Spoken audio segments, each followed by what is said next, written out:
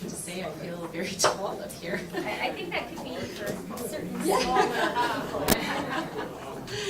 Okay, hello everyone, good morning and thank you for coming. Merci d'être parmi nous aujourd'hui.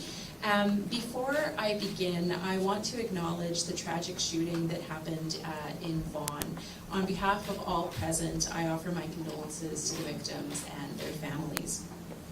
This morning we are on the traditional territories of many nations, including the Mississaugas of the Credit, the Anishinaabe, the Chippewa, the Haudenosaunee, and the Wendat peoples.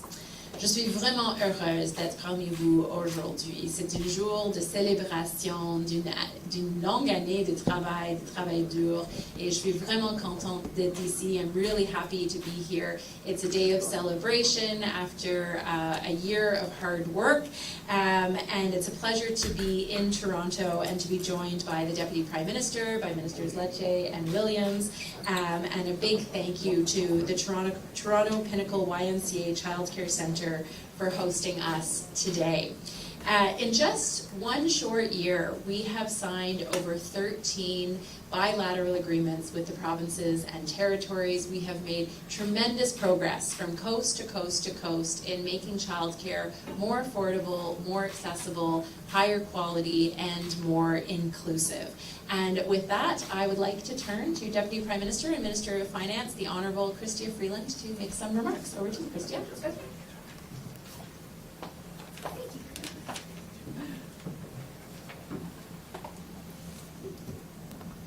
Thanks.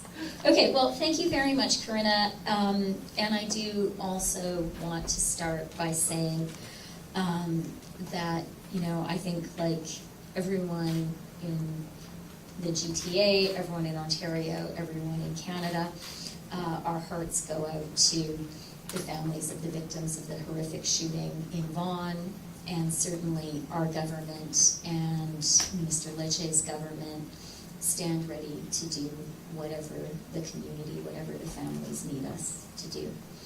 Let me also start by acknowledging that we're gathered on the traditional territories of the Mississaugas of the Credit, the Anishinaabe, the Chippewa, the Haudenosaunee, and the Wendat people.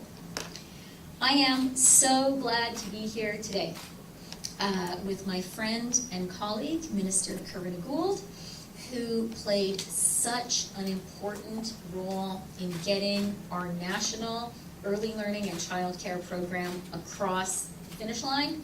Thank you so much, Corinna. I know as a mother of a young child, this is an issue particularly close to you, and you have accomplished something historic.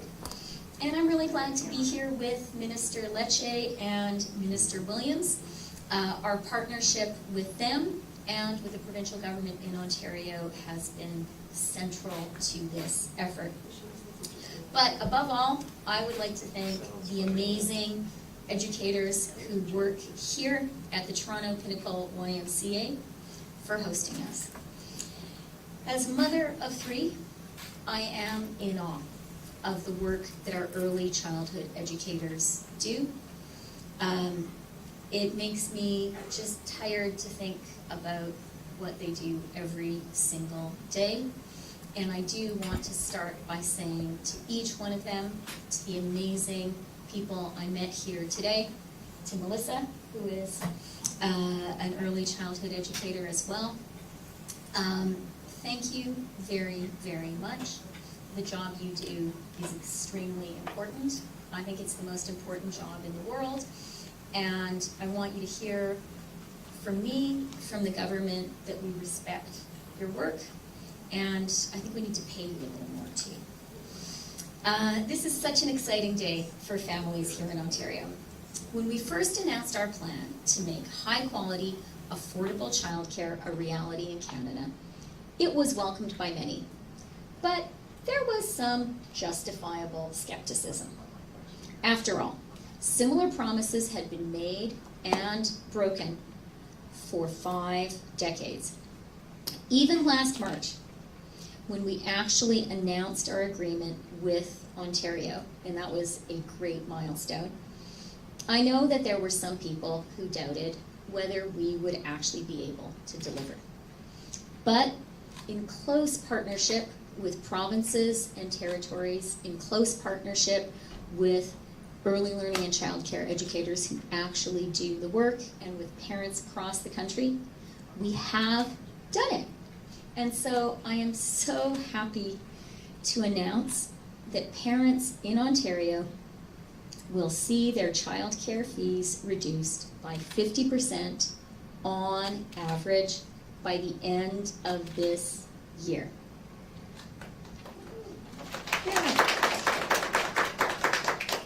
And Ontario is on track to see childcare fees of just $10 a day by March of 2026. Cutting fees in half could save parents in Ontario about $6,000 per year per child. And as families here in Ontario are dealing with elevated inflation, those savings will mean real relief. We were speaking earlier today with Corinna, with Ministers Lecce and Williams, and all of us have spoken to families who have told us what a big difference it is making. Some people have said they're going to be able to afford Christmas presents for their kids because of these fee reductions. Really, really important. Affordable childcare also means that women in Ontario do not have to choose between their career and their family. 82% of Canadian women in their prime working years had jobs in November. That is the highest number on record in Canadian history, a true milestone. And what it tells you is that our national system of early learning and childcare is doing exactly what it was intended to do. This is social policy, for sure. This is about making life better for children and families, for sure. But as a Minister of Finance, I can tell you, this is also economic policy, which is driving jobs and growth in our country. Bien que nous puissions tous être fiers du travail qui nous a amenés ici aujourd'hui, l'annonce d'aujourd'hui est également le résultat de plus d'un demi-siècle de militantisme de la part des féministes canadiennes. Les féministes du Québec, qui nous ont montré la voie il y a toutes ces années. Judy Lamarche, Laura Sabia et Monique Bégin, qui ont convaincu le gouvernement de créer la Commission royale d'enquête sur la situation de la femme en 1967. Les féministes de l'Ontario, Morna Ballantine, Martha Friendly et Gordon Cleveland, qui se sont battus pendant des décennies pour la création d'un système de garderie universel, abordable et de haute qualité. Ken Dryden et Paul Martin, pour leur année de travail acharné au niveau fédéral, ainsi que mon collègue Ahmed Hussein, qui a ouvert la voie à notre système national d'apprentissage et de garde des jeunes enfants. And to all of the many, many Canadian women, from coast to coast to coast, who fought for a national system of early learning and childcare long before it really became possible to see the whole country coming out and support it, who did not waver in the face of setback after setback. I want to say to them, to our foremothers, thank you very much. We are transforming Canada with this system for the better. And we would not be where we are here today without your work over more than 5 decades. Merci beaucoup. Corinna, à toi la parole.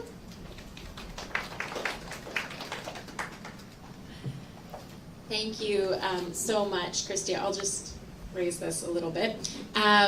I think we need to add to that list Chrystia Freeland, because we would not be here today without the visionary decision and leadership and funding of $30 billion over 5 years had we not had a finance minister and a prime minister who were committed to understanding that this is not just good social policy, but this is really smart economic policy. And that 82% figure that was just referenced, it's proof in the pudding that we are making a difference right here in Toronto, in Ontario, and across the country. So thank you, Chrystia, for your vision and your leadership as well. C'est vraiment une journée de célébration aujourd'hui, avec l'annonce d'aujourd'hui d'une réduction de 50% pour les familles en garderie ici à Toronto, en Ontario. Ça rend presque tous le pays dans une période de réduction de frais de garde de 50%. Today is a day of celebration with today's announcement here in Ontario that Ontario families and licensed childcare will be receiving a 50% fee reduction by the end of this calendar year. That means that almost the entire country, from coast to coast to coast, will have seen fee reductions of 50%. And as Minister Freeland was saying, these are real savings in real pockets of real Canadians. I have had the opportunity to travel to every single province across this country and almost every territory over the last 12 months. And the stories that I've heard from parents about the meaningful difference that this is making in their lives fill you up with pride, but fill you up with the conviction to know that this is the right thing to do. You know, Minister Freeland talked about parents who've said, you know, they're able to buy Christmas presents. I've talked to families who have said when they go to the grocery store, they're not deciding as to whether they're going to buy meat or not. That the difference that this is making in the lives of families across this country is so meaningful. We often, you know, talk to families about saving for post-secondary education, but until today, really, sometimes childcare was actually more expensive than a post-secondary education, and we didn't prepare families for those savings and those expenditures. But today we are making a difference, and what's exciting about this is that this is a difference for generations to come. This policy is so important and it's so impactful. We have 25 years of history in Quebec that demonstrates, you know, the numbers of women going back into the workforce. Quebec has the highest female workforce participation in the country. And I hope that, you know, by the end of these 5 years, we have multiple provinces and territories competing for that honor. And what it means for Canada's future and our economic future. We know that investments in childcare have an incredible return on investment in terms of dollars generated in the economy. So today is an exciting day. It's an exciting day for families in this country. It's an exciting day for women in this country. And it's also an exciting day for our childhood workforce. Quand je parle aux éducateurs et éducatrices de partout dans ce pays, et je parle aux étudiants qui sont en train d'étudier pour être une éducateur ou éducatrice de petite enfance, ils disent que cet investissement, cet commitment aux garderies, aux petites enfances, c'est une validation du carrière qu'ils ont choisi. C'est une valorisation de le travail qu'elle fait à chaque jour. La ministre Freeland a parlé de l'importance des éducateurs et des éducatrices, et nous savons que sans eux, nous n'avons pas un système. Ils sont vraiment au cœur de notre système.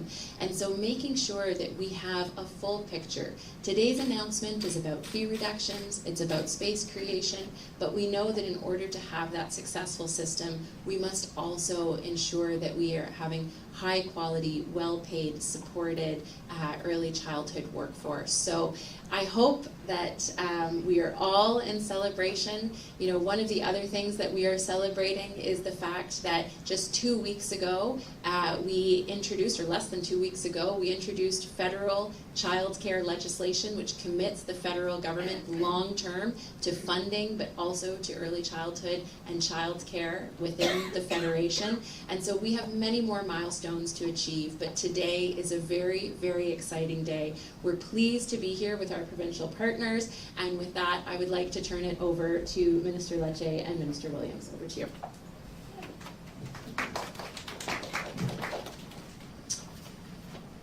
Well, thank you very much, Minister Gold. I do want to start off just by speaking about my community of Vaughan and the senseless tragedy that has left so many heartbroken. To all those who have been impacted in Vaughan, in the community, in my riding, please know that our government stands with you, and the community stands with you. We all grieve with you during this most disturbing shooting that's happened in the heart of our community. I want to thank our police and our first responders who were present on the line responding to this unspeakable moment, and also for the work they did to save lives. We stand together, and obviously we send our prayers to the victims in our community. And I do want to thank Minister Gold and Minister Freeland and of course Minister Williams for joining as we celebrate the good work being done here at the Pinnacle YMCA and frankly right across our province. You know, for too long, childcare was inaccessible and entirely unaffordable for so many Ontario families. Parents have said the cost of childcare was equivalent to their mortgage, sometimes more. Many mothers said that they were forced to choose between working or having a child at all. And this reality will be part of our collective history, because starting January 1st, we are proud to deliver a 50% reduction in childcare fees, which is going to save families significantly. Parce qu'à partir du 1er janvier, nous sommes fiers d'offrir une réduction 50% des frais de garde d'enfants. A 50% decrease in childcare fees will save anywhere between $6,000 and $10,000 per child. It's why we're excited to be here at the Y to promote our plan to provide relief to families. Let me recognize the strong partnership with all levels of government, with all operators, and with our families working together to get this done. Earlier this year, in March, Ontario's government signed this historic $13.2 billion national child care agreement with the federal government that includes additional year of funding.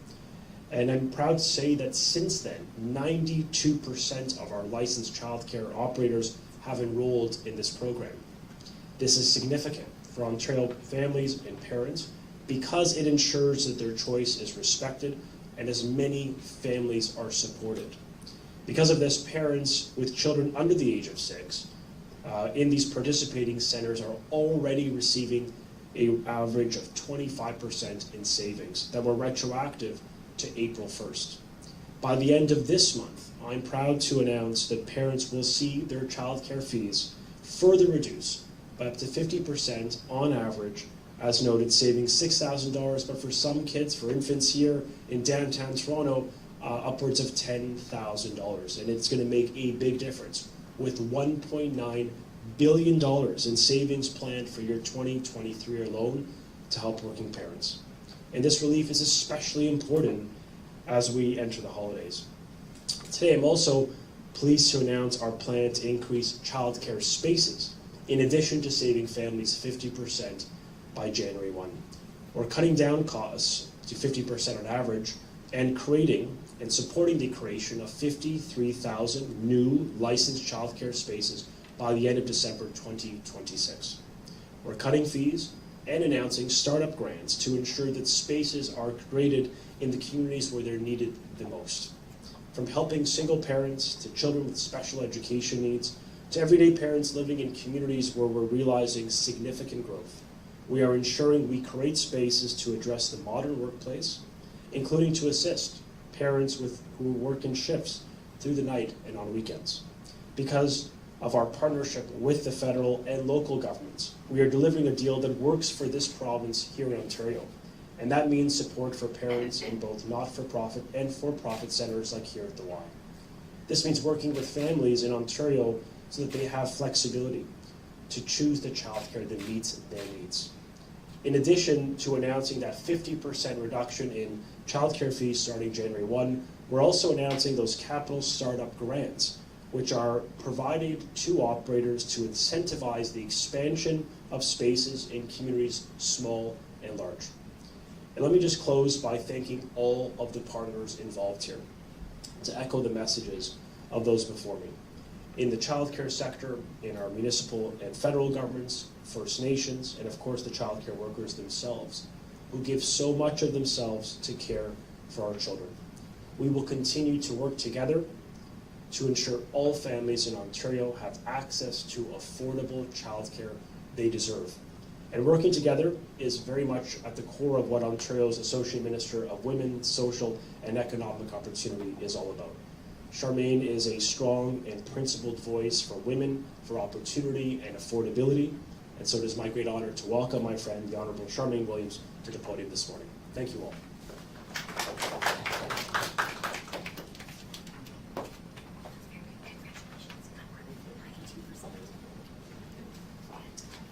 Hello. I as well also would like to lift up all of those impacted by the shooting in Vaughan up in prayer. My thoughts and prayers are with you all. I want to thank Pinnacle YMCA for hosting us today, and Minister Freeland and Gold, and Minister Lecce for all of their hard work in seeing today happen. So good morning, or maybe we're in this afternoon. We are proud to have secured a deal that works for women and families across the province. Families can now make the right childcare choices that fits their needs. Not only is Ontario on track to create 86,000 new childcare spaces by 2026, but families will be seeing a 50% fee reduction by the end of the month. This deal creates opportunities for women and entrepreneurs and small business owners in the childcare sector to participate as well. And that's why we've seen an amazing 92% of service providers opt in. Now, as Ontario's Associate Minister of Women's Social and Economic Opportunities, Ontario's workforce is one of my top priorities, and advancing women in Ontario's workforce is my top priority. And today's childcare announcement unlocks a key resource in that effort. Many women make up approximately 40% of a household income, and in some homes, women are the sole income source. That is why when women have access to affordable and reliable childcare, they are better positioned for long-term economic stability and success. And when a woman is able to succeed in our economy, she changes not only her own life, but the lives of all who depend on her as well. And that's why today's achievement is so very important. Through this partnership with the federal government, we're supporting families right here in Ontario with more than $1.9 billion in financial relief. And we're creating thousands of new childcare spaces across the province. And we're supporting female entrepreneurs and empowering those looking to enter the workforce and stay in the workforce. These are huge wins for everyone. And as a working mother of 5 children, I truly understand the importance of childcare. I am so thrilled about this announcement, and I know it's going to positively change the lives of so many Ontario women and families. Because when women and working families succeed, Ontario succeeds. Thank you, and I will hand it back over to Minister Gold. Great, thank you so much, Ministers Lecce and Williams. We can achieve great things when different levels of government work together, and I think today's childcare announcement is an example of that when we get together and we row in the same direction, ultimately it's Canadians who benefit. And it's really thrilling to be here at the YMCA. The Y is the largest childcare provider in Toronto, in Ontario, and actually in Canada. And Linda Cottis is the Vice President here for the YMCA of the Greater Toronto Area, and she is going to deliver some remarks. The Pinnacle Y is one of 311 Ys in Toronto alone that deliver childcare. So I always like to say that childcare is a win for our children, it's a win for our families, but it's also a win for our economy. And so, Linda, please, the stage is yours. Thank you so much. Good afternoon. As the Minister said, my name is Linda Cottis. I'm the Senior Vice President for the YMCA of Greater Toronto, and a recently appointed member of the National Advisory Council on Early Learning with Minister Gould and Childcare. Thank you to the Minister, government representatives, and special guests, and our truly incredible YMCA educators. I want to officially welcome you to Pinnacle YMCA childcare, one of our more than 311 locations in the Greater Toronto Area. It's one of over 800 in the province of Ontario and 1,250 locations across Canada. What we heard today in the remarks is it's a very important milestone on the journey to an inclusive, publicly funded early learning and childcare system in Ontario. The YMCA of Greater Toronto has been offering licensed childcare since the late 60s, and we've developed YMCA Playing to Learn curriculum and have regularly encouraged government to invest more in our youngest learners and their families through licensed childcare. We are happy to see all levels of government listening, taking action, and working together to get this done. It's not easy work, but nothing worth doing is ever easy. Our educators know this well. They play a pivotal role in the foundation for education and discovery throughout a child's entire life. Children are inherently curious and ready to learn.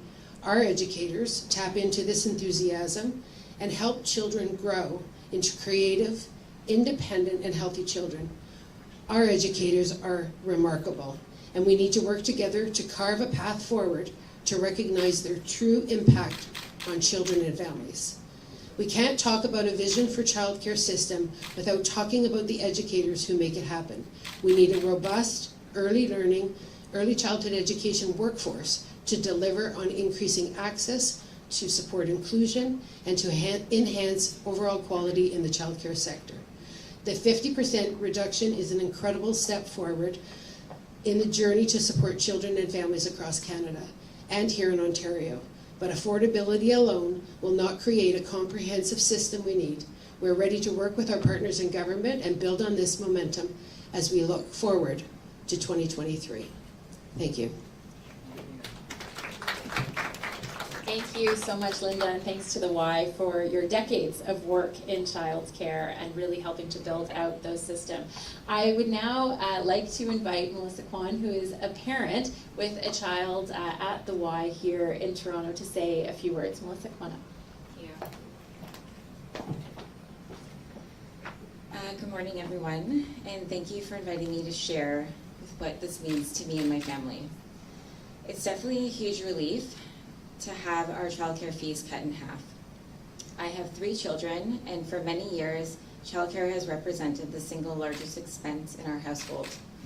Cutting these expenses in half will make a huge difference to us as a family and to many working families like ours.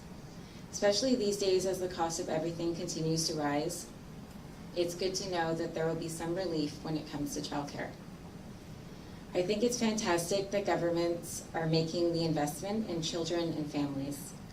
Raising kids today is expensive, and childcare is a huge part of that.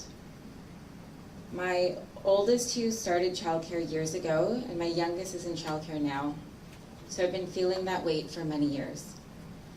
But with the savings I'll have from further reduced fees in January, there will be more wiggle room to better support my family. There will be more in my pocket each month to invest in my family's needs, like my home, my kids' future education, and extracurriculars. As an educator myself, I know how much effort goes into caring for our kids. And as a parent, I feel so fortunate to have them in an educational, nurturing environment here at the Y. It really helps set them up for success. I'm so happy the government is making children a priority. And I'm thrilled for so many families that will get the benefit of affordable early childhood education through these agreements. Thank you so much. Thank you so much, Melissa, for sharing with us today. And I have to say that it has been so rewarding to travel across this country and to hear from parents, particularly mothers, what this means to them.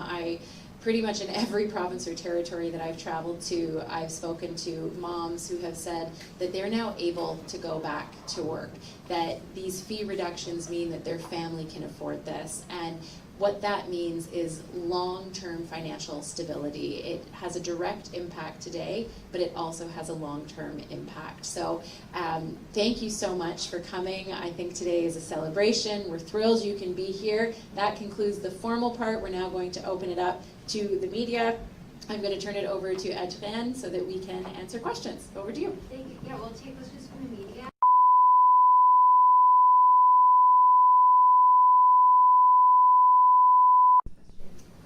Brendan Kennedy from the Toronto Star. Minister Gould, in October you wrote a letter to Minister Lecce to express some concerns that you had about how the Ontario government had changed the funding guidelines for daycares opting into the program, specifically how they removed some cost control mechanisms. As far as I know, those changes haven't been reversed. Do you still have those concerns? So as we talked about last time, letters is how governments communicate to each other. It's not a super exciting way, but that's important. But I can say that we continue to have a really good working relationship, and we've forged a path forward. And I would also say that the numbers of 92% enrollment in Ontario are really positive and really good, and so we're happy with how that's going, but we're going to continue to have conversations and to make sure that we can collaborate together. I guess for Minister Lecce, the revised funding guidelines for 2023 I don't think have been released yet. Do you expect that the changes that were made in August to remain in place? You know, our priority is really just to help universalize access to affordable childcare. I mean, as you know, childcare fees rose by over 420% under government's past, and I think we all could accept that's an unacceptable reality for working parents. So we built out a plan that listens to the best advice of operators. We've set up our own task force with Lynn and others who participate on to give advice to government on how to navigate, move forward, to reduce fees, increase access, and make sure that we're really increasing those spaces in the communities that need it the most. So we look forward to continuing the conversation with every level of government, with operators themselves, with the workers, with respect to the way forward. But we do believe the plan in place for 2022, for 2023 and beyond will allow us to get to $10 on average by year 25 as per these stipulations of this agreement, which is really the benchmark we seek to deliver on. Affordability by January 1 of this year, 50% reduction, $6,000 on average, up to $10,000 for some children, for example, here in Toronto, and systematically those fees going down until we hit $10. So we believe the plan is in place, and I really appreciate the value-added input of many sector stakeholders, because for us, the bottom line is making childcare affordable for parents. Thank you. Next question. Hi there, I'm Marie Morrissey, CBC. Minister Lecce, condolences to those in your writing. Thank you. Just a quick question. I know that there's a police update around 2 o'clock. Is there anything any update that you can provide in the interim? I will defer entirely to law enforcement who acted swiftly yesterday and continue to be present today in the city of Vaughan. York Region Police, the chief has also spoken and commented on this, so I will defer to law enforcement as the investigation is active. Just reaffirm my profound sense of loss. I know that building very well. I had family that lived in those condos. I visited pretty much every Christmas for their holiday parties, so it's a really nice community, very good people. A lot of seniors, just a lot of good people that live there, so it's just tragic, as it would be in any community, but in Vaughan, far too often I think many families are seeing these senseless attacks, and I think we all are resolved to confront and counter the rise of violence in our communities, and that's something I know the province is very much committed to do. Thank you. My follow-up, Minister Freeland. No. And if you don't mind English and French, that would be great. With this deal on its way to meeting objectives, minds turn to the next big transfer to the provinces. How much is available for healthcare? And have you started bilateral talks towards that on a similar basis with billions available in return for common objectives? Well, thank you very much for the question. And I do actually want to start by saying something about what was remarkable about today. I was thinking as I was listening to my colleagues that you could have, if you hadn't known the name of the person speaking and maybe taken out the references to mother of 3, mother of 5, etc., any one of us could have made each other's remarks. There was really remarkable unity of purpose. And I do really want to thank Minister Lecce, Mr. Williams, and also Premier Ford for getting there, because it took a lot of work for us to come to a common vision on early learning and childcare. But today for me shows that we've done it and that we have a shared understanding of why it matters. And as Corinna said, we can do such great things in Canada when we kind of roll up our sleeves, put the politics to one side and just work together for Canadians. So thank you very much, guys. It's a big deal. And I am confident we're going to be able to do the same thing when it comes to healthcare. As Minister Duclos has said, we are committed to working with the provinces and territories. Universal, single-payer healthcare is fundamental to Canada and to being Canadian, and we all know our healthcare system is facing terrible strains, and we need to come together in a similar way to shore up our healthcare system. The federal government is committed to doing that. We also believe strongly that this is not just about money.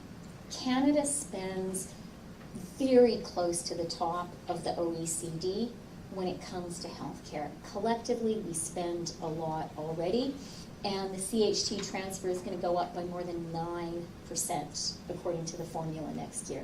So there is a lot of money there. We have committed to providing more support, but we also really believe that what Canadians deserve is a transformation of the system, and the federal government is committed to doing our part to get there. And I really, really believe with goodwill on all sides, and I believe that's there. I really think it's achievable.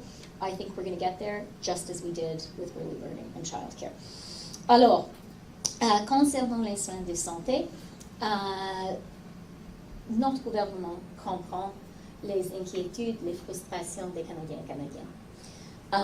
Nous avons vraiment une situation inacceptable aujourd'hui dans les soins de santé autour du pays, et nous devons travailler ensemble.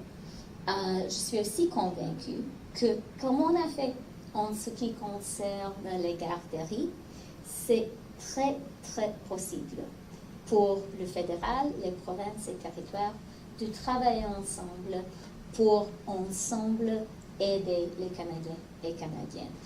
Le fédéral est convaincu que ce n'est pas et ça ne peut pas être seulement une question de l'argent. Le Canada aujourd'hui dépense beaucoup en ce qui concerne les soins de santé.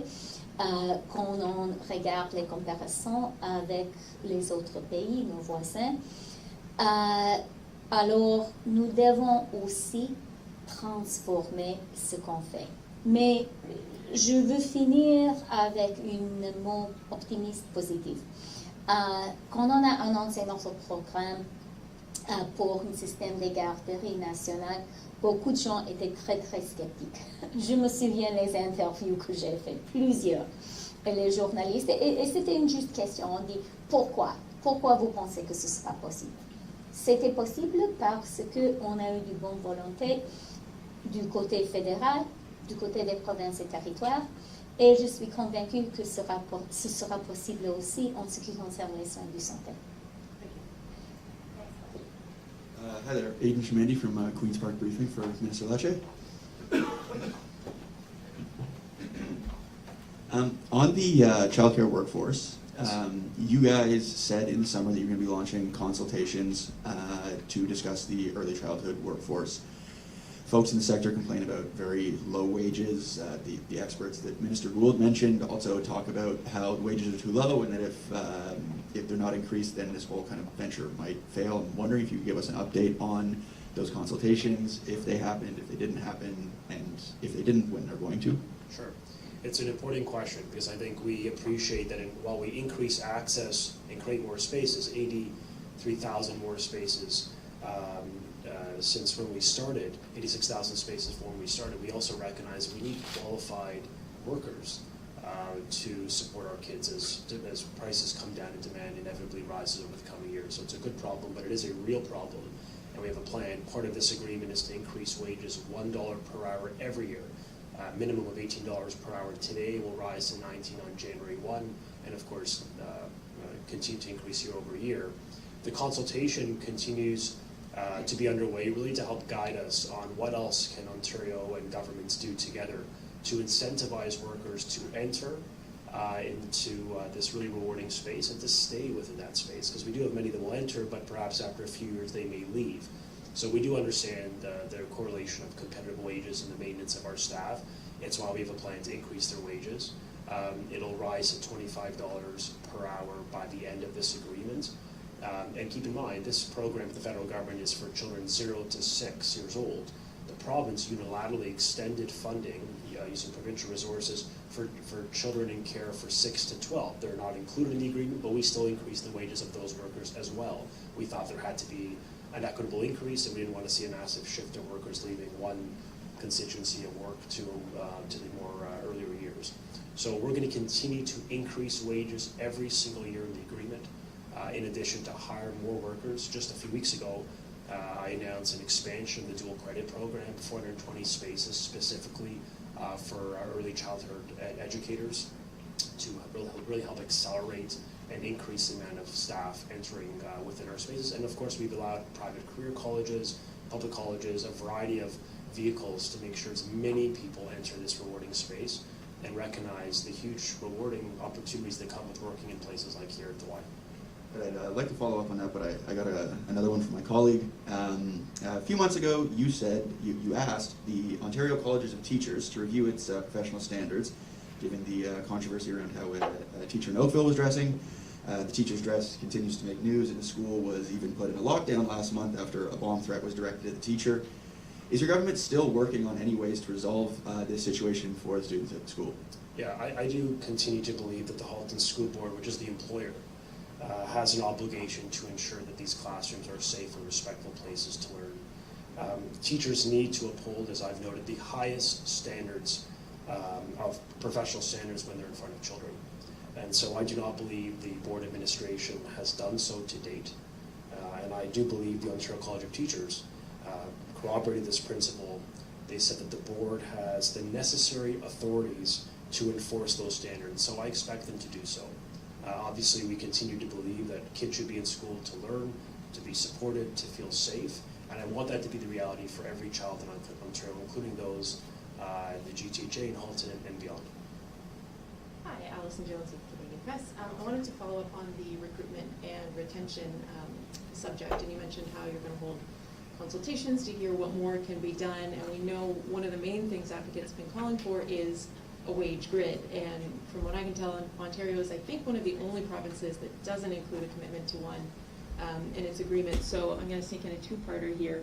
For you, I'm hoping to hear if that's on the table. Is it something you're actively working towards? And for Minister Freeland, I think I heard you say in your opening remarks that ECEs should be paid more. So I want to hear if a wage grid or perhaps a higher minimum wage is something that you would like to see in Ontario. So we agree with the premise that our workers need to be paid more, which is why part of this agreement with the federal government confirms an increase of $1 per hour every single year in the agreement starting this January. Wages will lift to $19 as a minimum in the province of Ontario. The consultation is to help guide broader changes to create incentives to maintain, retain, and ultimately recruit more workers, qualified workers within our childcare spaces. We're going to need many more workers because we're going to create many more spaces as we reduce fees, 50% by January 1 of this coming year, all the way down to $10 by year 2025. And I just want to ensure that the province will stay listening to our childcare operators, the parents, the workers, and to the economic interests of the province and country to make sure that we've got a flexible childcare system that respects the choices parents make wherever they choose to send their kids, but also that allows us to grow our labor force, expand the economy, grow the economy, and allow people to work instead of having to stay home because of the economic disincentives, because it's just so expensive to afford childcare. I'll defer to the federal government for the rest. Great, thank you. Look, we totally understand that there's A, no system, and B, no expansion of the system if we don't have the talented, qualified, and well-compensated labor force to work in it. Because when we talk about space creation, we have to have workers to create those spaces. Wages, however, are provincial and territorial jurisdiction. So each agreement that we have asked the provinces and territories to come up with a wage grid. Many of provinces have announced their wage grid. Not all have done that. Some, like Ontario, continue to do that workforce work. But one of the things that I will note is that, you know, there is funding available within the bilateral agreements, but there's nothing stopping a province or territory from adding their own resources, like Ontario did for the 6 to 12 for ECEs that are caring for children 6 to 12. But I'll note that, you know, New Brunswick, for example, added about $54 million of their own dollars to increase wages to $23.40 an hour. Nova Scotia, Newfoundland did the same to get up to $25 an hour. The Yukon did that to get to $30 an hour. Manitoba did that for pension and benefits as well as wage increases, as has British Columbia. So, you know, it's a partnership. We're working together, and certainly within the agreements themselves, but we always encourage provinces and territories to add their additional resources to make those wage top-ups. I just have a question for Minister Freeland on behalf of an Ottawa colleague. Quick follow-up, because I started to and you're one left. I think there's probably time for Chris as well.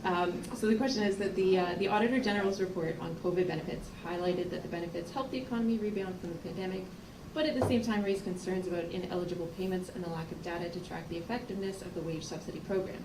In hindsight, what do you think their lessons are to learn from the delivery of these programs, and what would you do differently next time?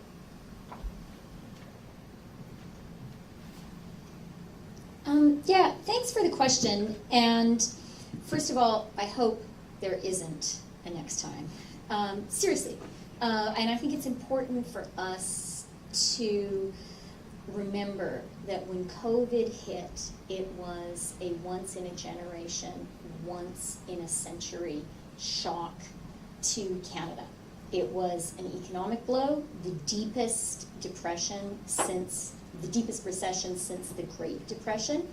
It was a social shock. Remember how traumatizing that was, how afraid we were, how hard it was to so many of us have to go home and stay home, how hard for the essential workers who had to go to work before there were vaccines and be really afraid, and thank you very much for that. And for our healthcare workers. So let's really, in judging actions taken in a crisis, in an emergency, remember that it was an emergency. I would also add to the conclusion around the economy. You know, you cited the conclusion with which I very much agree, that the emergency support the federal government invested in getting Canada through COVID in purely economic terms was money well spent. It allowed us all to get through COVID without deep economic scarring. And you see that particularly in the jobs numbers. 117% of jobs that we had before COVID have been recovered. A tremendous jobs recovery compared to just 105% in the United States. You see it also in the fact that, you know, our businesses, very much including our small businesses, are still alive and kicking. And there was nothing inevitable about that. But I do want to cite one other very important fact about how Canada got through COVID. Over the summer, David Naylor and a group of researchers did a report, and they looked at how many additional people in Canada would have died had we suffered U.S. levels of mortality. And they concluded that an additional 70,000 Canadians would have died. Think about that. Like, that's the population of Fredericton. And those are, you know, those are our parents, our grandparents, our aunts and uncles who are still here because as a society, we took really tough measures that kept people alive, kept people safe, and we got through it with our economy intact. So overall, I think as a country, the provinces, the federal government, cities, individual Canadians, healthcare workers, I think overall, you know, without kind of breaking our arms, patting ourselves on the back, but I think overall we can feel like we did a pretty good job in a once-in-a-century crisis. And I think that that applies to the federal government's approach when it comes to supporting the economy and providing that floor that made it possible for us to get out of it with our economy intact, and also to put in place the really tough health protection measures that we needed to get through. Thank you. Hi, it's Chrystia from the Toronto Star. My questions are for Minister Lecce. I wanted to ask you about the 86,000 spaces. The FAO and advocates have said it's not going to be enough. So is this going to be enough to meet demand, or what are you going to do? Well, we do agree we need to build more spaces. Part of today's announcement is a commitment to allocate over $210 million of startup grants to incentivize growth in communities that need it the most. And we think that's really positive to move forward with a program that will incent the creation of roughly 27,000 spaces that are going to be eligible for growth. And what that means is we're providing upwards of a maximum of $350,000 for up to 50 spaces created.